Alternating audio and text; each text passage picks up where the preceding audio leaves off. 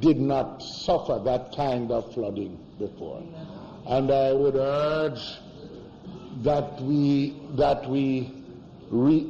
pay attention to some of the drainage patterns which would have been affected by the roadwork just recently done. I am in my constituents are suffering from man-made water disasters. The first sufferation is caused by the lack of water because the piping was interrupted along the Coastal Spring Road by the roadwork. And then the second is flood. So we have none on the one hand and too much on the other hand. And it is a tragedy in their lives. What I want to mention in particular, when you say we need to prepare for the relief, the MPs, I support that. But I want to say that equally, and we should be paying attention to the preventive part of the equation. And in doing so, MPs will need the assistance of NWA. The problem is that we really need some water engineers. Apart from the money, we need some people who can look at what has happened to the normal drainage patterns, because over the years we have approved construction in areas that were floodplains. We have approved road work which impedes some of the natural drainage, and the correction of these deficiencies are way beyond anything that is at the disposal of a member of parliament individually, whether through the provisions of CDF or of the provision of disaster mitigation, $1 million here, $1 million here. We are running the risk, especially in light of these increasingly intense weather events, of a huge disaster, even without it reaching to the level of a Category 5 hurricane. So I want to urge, and I think this is an area that could be usefully be explored by the House Committee on Infrastructure with the cooperation of the appropriate government agencies, because we are seeing more and more this kind of unforeseen flooding taking place in communities which previously were not prone to that kind of flooding. Thank you, Mr. Speaker.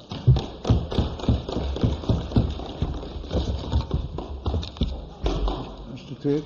Mr. Speaker, very briefly, the House may know that a number of schools in the Bahamas have been destroyed by the hurricane, and I wish to inform that the Roman Catholic Diocese in Jamaica has offered to do what we did when there was the volcanic eruption in Montserrat some time ago, that the children who are displaced, an invitation has been made for them to come to Jamaica to be enrolled in the schools commensurate with their levels and kept for a period in order that they may not miss their lessons due to the disruption. And maybe there are other institutions that can make similar gestures. The second thing is that I'd like to remind the Prime Minister that some time ago, when we were dealing with the previous natural disasters, he warmed to the idea of the Caribbean community arranging to have a ship properly laid out and available, one for the Northern Caribbean and one, hopefully we could get two, for the Eastern Caribbean. One of the difficulties reported in the international press is that many of those affected in Abaco and Grand Bahama have nowhere to go and have been prejudiced. Some lost their lives because there was no capacity to move them to areas of safety. and very often the capacity to bring in relief in appropriate time is also compromised because of transportation difficulties. And I really wish to encourage Jamaica as a leader in the Caribbean community to approach the international community as in this way, this manner, just as the leader of the opposition has suggested. But for the outfitting of relief vessels which can be available for quick response, this would be a most affordable and efficient way of our responding in instances like this. I trust that those ideas may be helpful on the international scene. In respect of local preparation, Mr. Speaker, we in central Kingston receive the garbage and the effluent from everywhere up north. And in fact, you know, sir, the rains of the last couple of days have been almost a blessing. When I visited Tex Lane and Conrad Lane 3 days ago, there was 3 and 4 inches of scum, of human excrement, and the offal from a chicken rendering plant, creating a public health nuisance. All of that is gone now, but guess where it's gone, Mr. Speaker? Into Kingston Harbour. And recently we had an approach from the National Solid Waste Management, which was most encouraging.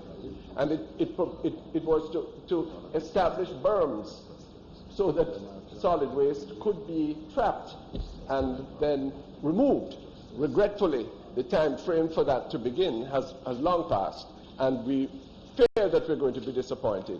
And I just encourage the Prime Minister and the members of government that if we could do something like this, entirely affordable, entirely efficient, it could save Kingston Harbour and also relieve much of the distress of the inner city communities which border the sea. Thank you. Mr. Prime Minister. Thank you, Mr. Speaker. As you speak about preparedness for an active season, and at the beginning of the hurricane season, we were given an amount to do some mitigation. I've always said that the amount that is given, especially for rural constituencies, are woefully inadequate. And seeing the rains that we have gotten over the last couple of days, and if that is an indication of the type of water that we'll be seeing on our roadways and even in some areas, is there going to be a consideration for additional funds for true mitigation? Because we keep on saying that we should prepare, but there are actually no resources for members of parliament to actually prepare in our constituencies for the type of weather patterns that we have seen coming. And I say this because, coming off of what the presentation from the leader of the opposition, a year or two ago there was a lot of flooding in Clarendon area, right? Down in the Four Parts area, Osborne Store. In previous presentations I've spoken about, even just in periods like this, since we don't know when the rain is going to come, even just the basic clearing of those earth drains. Because one of the challenges that they face is that they're not able to carry the capacity of water that is now coming. And in many instances you see water coming from areas that you have never seen it coming from before. Will the government be putting more resources in mitigation now that we're coming into the active part of the hurricane season? And the second question, I think it was either yourself or the Minister of Finance who spoke about in the budget presentation about a disaster fund. And the question is, have we started to put monies in that fund? So, $2 billion was in the budget. So is that fund in place?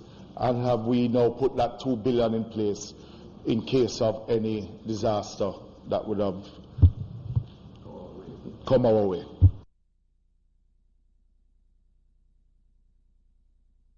Thank you, Prime Minister. Prime Minister, I've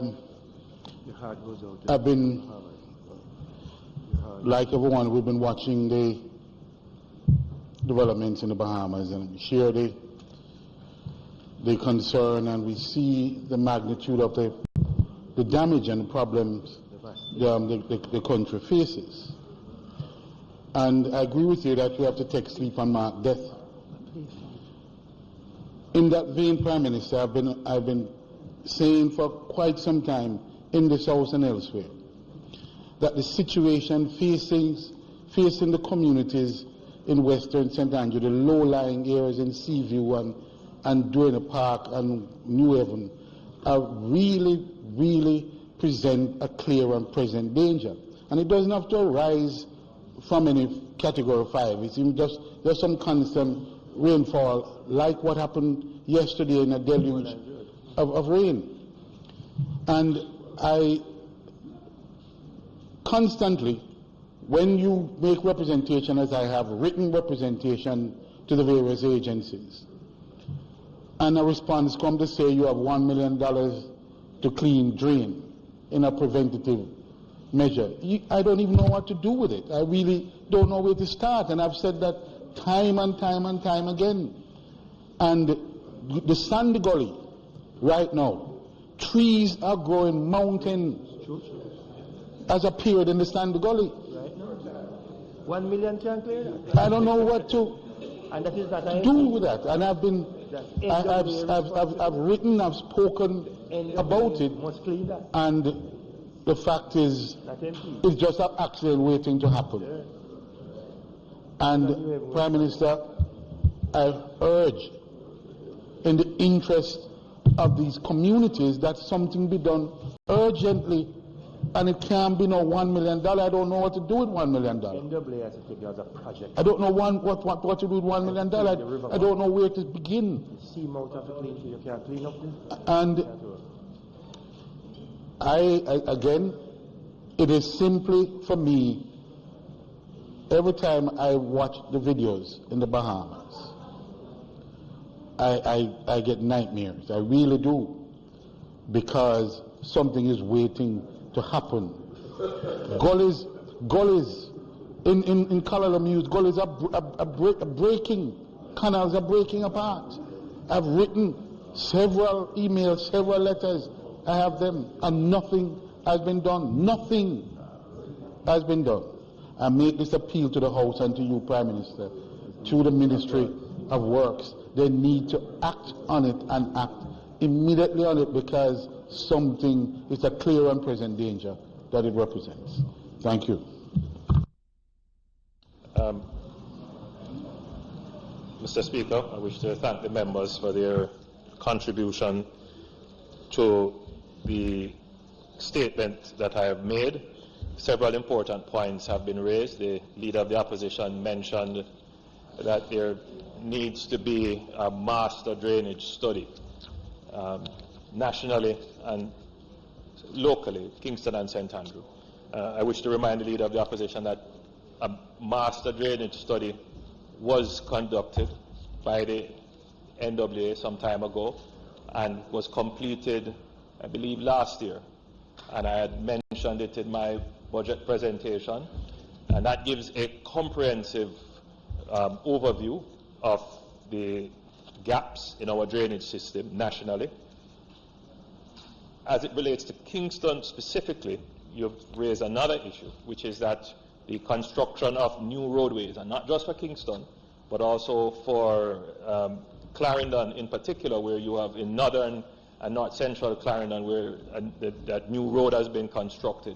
Those roads literally become waterways, and they channel water, and the drains that were built, some of these drains 50 years ago, cannot carry the volume of water that is now coming down on these roads. And therefore, when the roads overflow and the drains are undersized, the water stays on the road for longer than it should, and therefore properties on the sides will get flooded.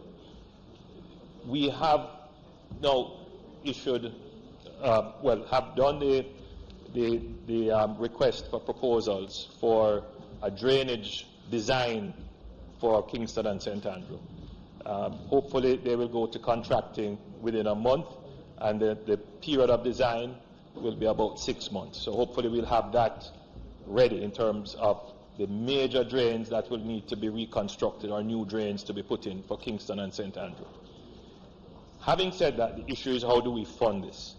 And in my budget presentation, I mentioned the Greater Infrastructure Development Program, which will be the replacement of MIDP. And in that presentation, I also said that, yes, we will be focusing on roads, but we will be also focusing on gullies and drains as part of the infrastructure development. We should be seeking to have a new agreement as to how that should be funded soon, and I will bring the House up to date before the year is out as to where the funding would come from, because as you can imagine, these are not small works. These would be major, major works. Well, remember, I mean, it is a good idea, except that when we're using private funds for infrastructure, the issue is you would always want the infrastructure to be generating some income. So, otherwise you'll be just using taxpayers' money at an interest rate that might be higher, whereas if you fund it out of your budget. Some of these projects will be funded from the budget, and has to be, especially those that are emergency projects. The other thing I would say, given the enormity of the task and supporting the need for the work to be done, I'd want to urge that the planned work, be at least subject to some consultation with our master builders and the wider community, because it's going to be a lot of money, as you have said.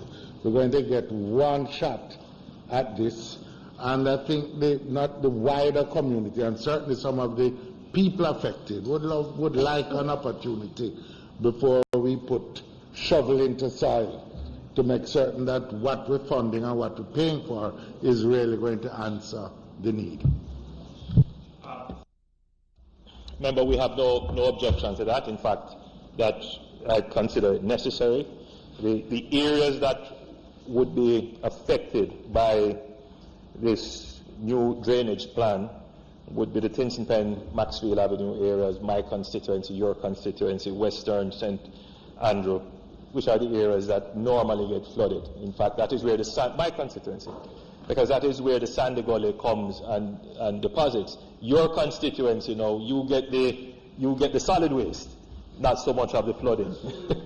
Yes, not so much of the flooding. And I'm going to address the solid waste issue separately. You're looking at between 100 to 150 million US dollars worth of work in this area to correct it. And that is, as I've said, not a small undertaking. The other areas that we are looking at now to have specific plans which will fit into the national drainage plan would be Maypen, Santa Cruz, and Port Maria. Those are areas that flood regularly. So, just to assure members that the government is working towards this. But I would want to alert members as well.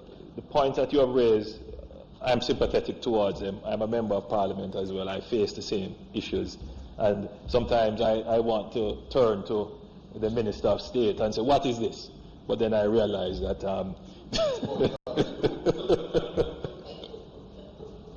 because the reality is it all has to fit within the national budget.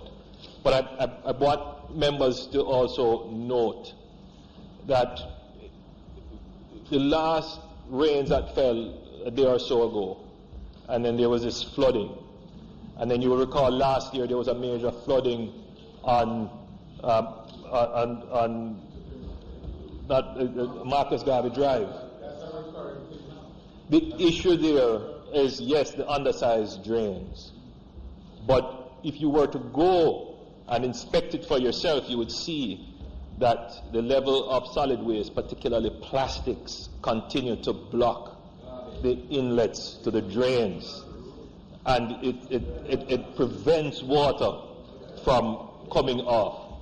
So when I'm saying the small amount of money that you get, and I agree it's a small amount of money, if we could just use it to clear the entrances to the inlets for the water to run off, that would be of great help. The $1 million, I'm not saying that you can use that for bushing or to actually clean an entire gully invert, but to clear the openings. Because this season seems as if it is going to be active, the Cabinet goes to retreat next week, and we will raise this issue to make it a national priority and to determine whether or not more allocations can be made in this regard. So you will hear more. No, well, it would have to be.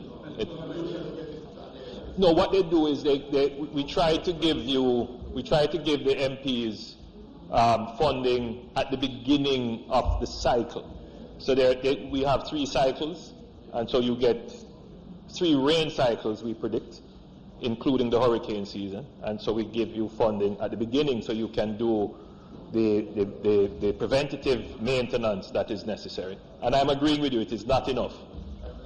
I just want to say, since you're going on the retreat, and I've been saying for quite a while now that amount, the $1 million that we're given, and especially for the size of rural constituencies, and the amount of critical drains, because they're basically, you have to use it on those critical drains, is woefully inadequate with the amount of NWA roads. The parish council themselves, the municipal councils try and do some, but it is also inadequate of what the municipal councils do. We're not able to use that money that we get from NWA on those municipal council roads in cleaning those critical drains. In rural constituencies, most of the drains are earth drains, and the cost to clean them is actually what we would have gotten, that $1 million to clean one of those earth drains, because you're talking about the stones and removing the debris from it, the silt from it. And not wanting to get more just because we're rural, but I think we have to look at the amount of critical drains within these rural constituencies.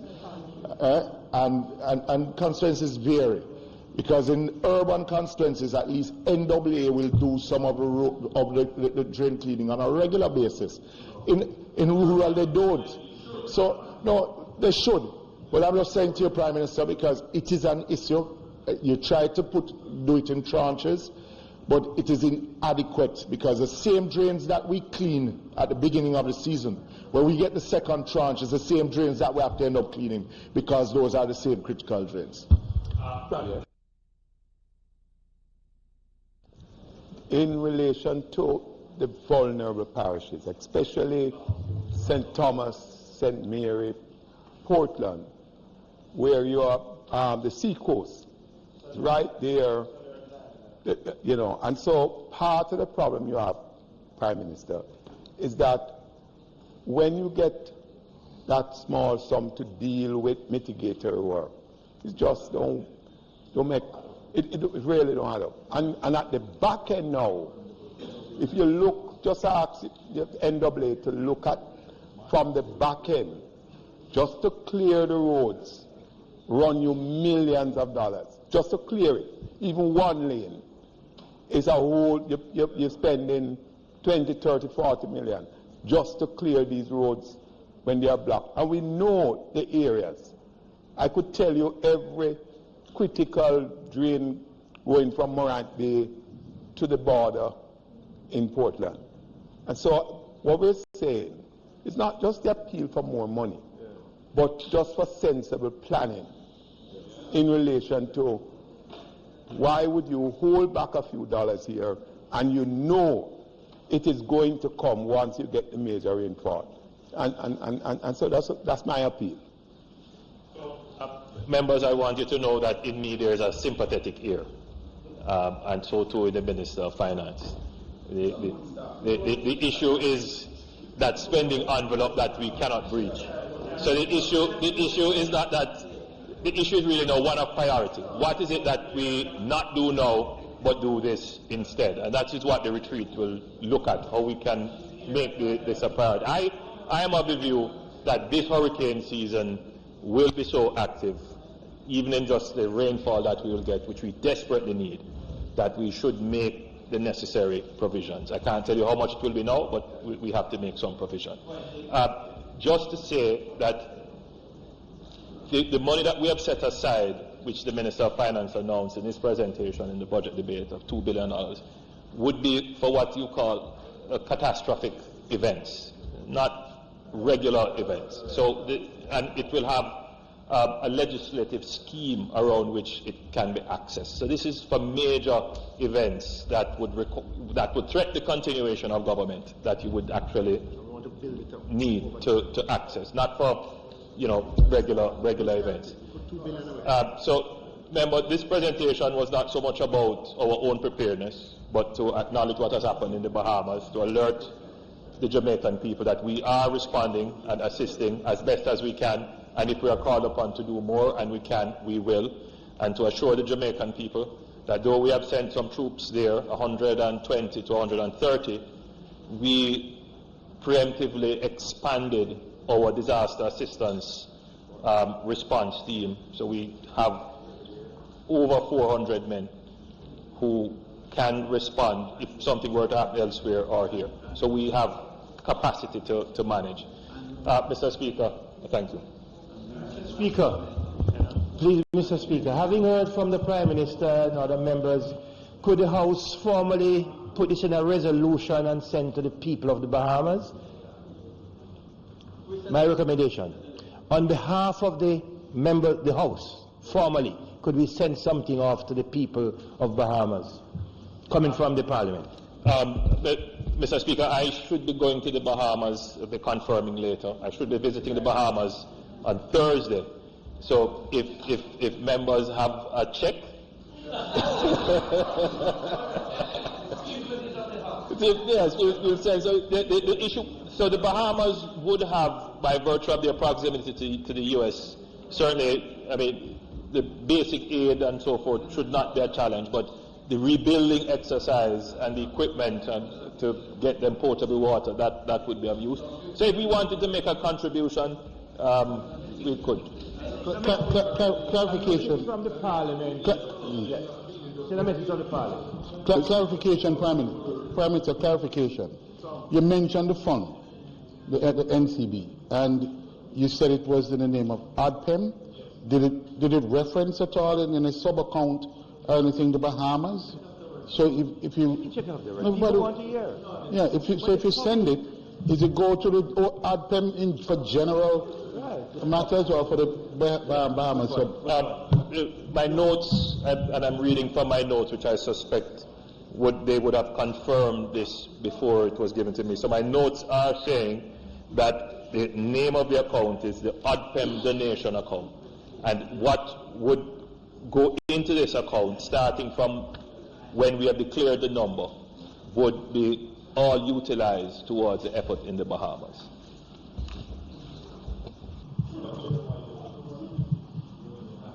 Mr. Daly,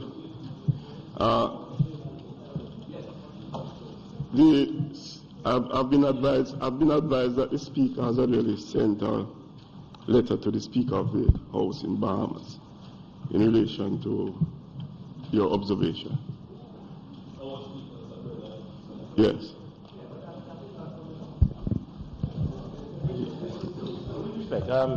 The Prime Minister brought a presentation here regarding the situation in the Bahamas. Several members have spoken, have expressed condolence and whatever. 50 odd people today they have found killed, dead. We're saying the Parliament having met today sends its regards and its whatever. We know the nice things to the people of Bahamas through the Parliament. We would like the people of Bahamas to hear that today's sitting of Parliament, we discuss their plight and we send a joint statement to them, whatever you want to say in the statement. That's the usual thing, not the speaker to the speaker. Okay. House Leader. No. Mr. Chuck. Thank you, Mr. Speaker. Mr. Speaker, it was a great honor that, and through you to the honorable members, that I inform the House that an international settlement agreement resulting from mediation, which will be known as the Singapore Convention, was signed by me on behalf of Jamaica on September the 7th, this year in Singapore. Mr. Speaker, on the 28th of December 2018, by Resolution 73 of 198, the United Nations General Assembly adopted the United Nations Convention on International Settlement Agreements resulting from mediation and authorized that a signing ceremony for the opening for signature be convened in Singapore in August 2019. This convention was adopted in recognition of the value of mediation as a method for settling cross-border commercial disputes.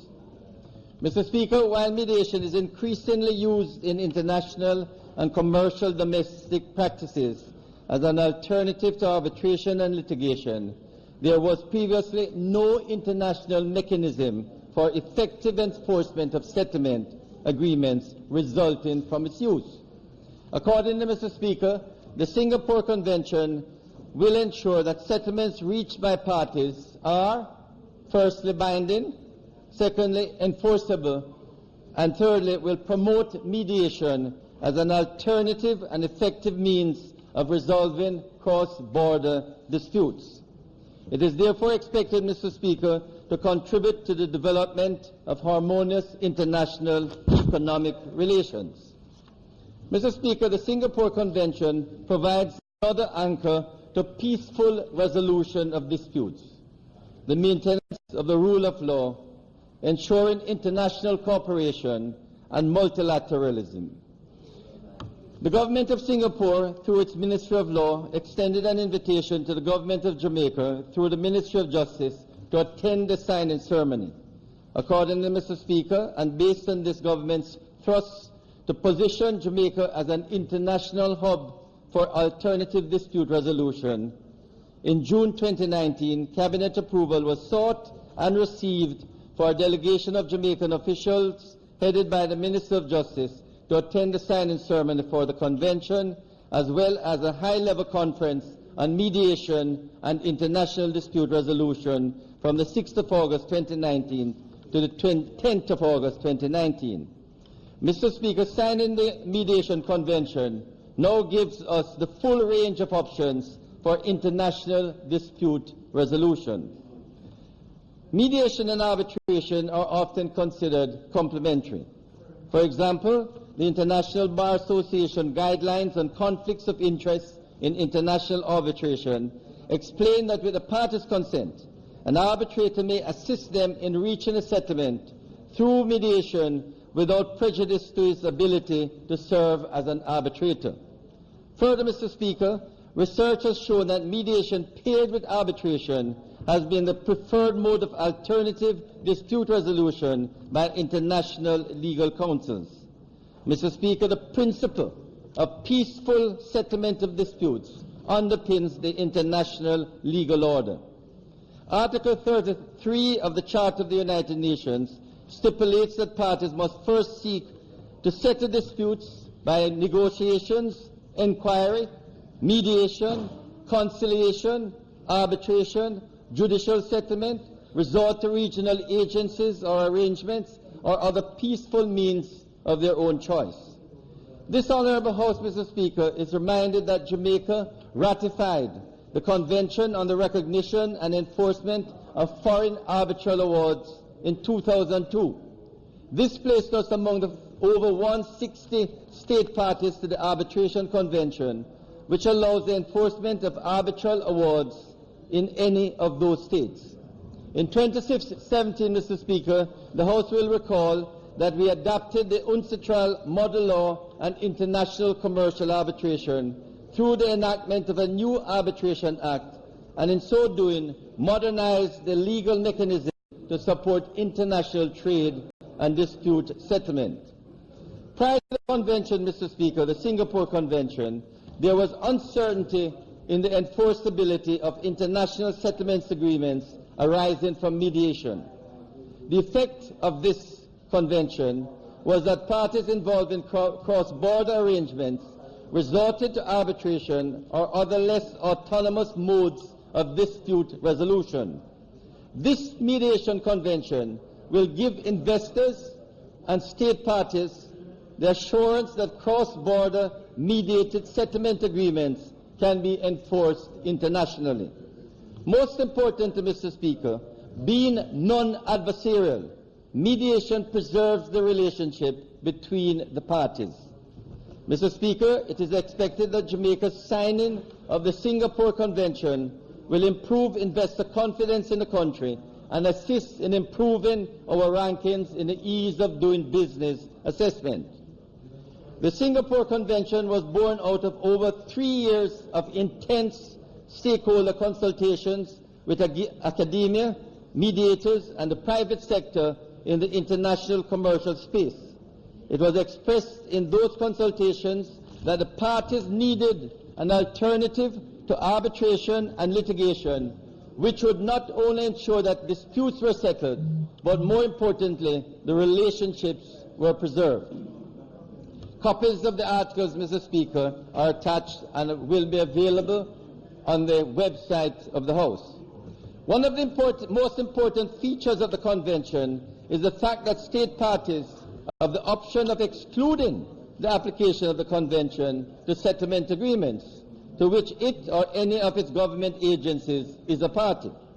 Mr. Speaker, I will quickly inform this House that signing the Convention does not make it immediately binding on a state as it is subject to ratification, acceptance, or approval by the signatories.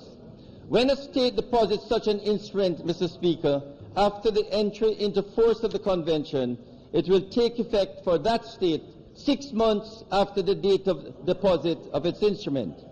Accordingly, Mr. Speaker, states like Jamaica will have enough time after signature to take the necessary steps to ensure domestic implementation of the Convention.